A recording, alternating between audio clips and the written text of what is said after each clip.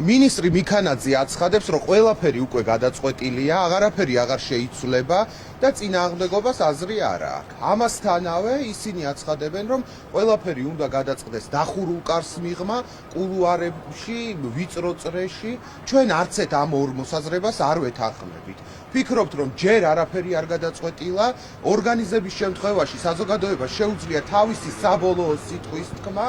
ამასთანავე ჩვენ ვფიქრობთ, რომ აუცილებელია აი ამ განხილვებში ჩაერთონ არა მხოლოდ სტუდენტები, არა მხოლოდ ლექტორები, არამედ თბილისის სახელმწიფო უნივერსიტეტისა და ტექნიკური უნივერსიტეტის განხილვაში მონაწილეობის უფლება აქვს საქართველოს თითოეულ მოქალაქეს, იმიტომ რომ ამ ორი უნივერსიტეტის როლი საქართველოს განვითარებაში არის კოლოსალური.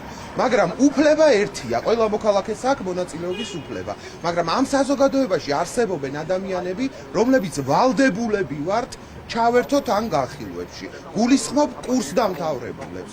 უნივერსიტეტის იდენტობა არ იზომება მხოლოდ მისი ისტორიით, დღესმოქმედი პროფესორებითა და სტუდენტებით.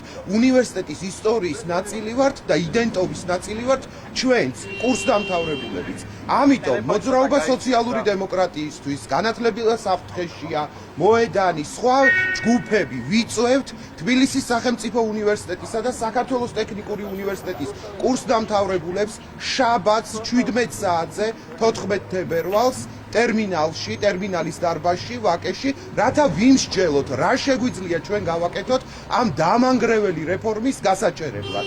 ამ რეფორმის მიზანი არ არის ხარისხის უზრუნველყოფა, ამ რეფორმას აქვს ერთადერთი მიზანი დაამონოს აკადემიური საზოგადოება და ისეთივე დიქტატურა დაამყაროს აკადემიურ ველზე, როგორი დიქტატურაც არის დღეს პოლიტიკურ საზოგადოებაში. ასე რომ ჩვენ არავის მზა რეცეპტებს არ ვთავაზობთ, არავის დავალებებს არ ვთავაზობთ, უბრალოდ ვიწვევთ კურსდამთავრებულებს, რომ ვიმსჯელოთ, რა შეგვიძლია გავაკეთოთ უნივერსიტეტისა და ტექნიკური უნივერსიტეტის გადასარჩევად.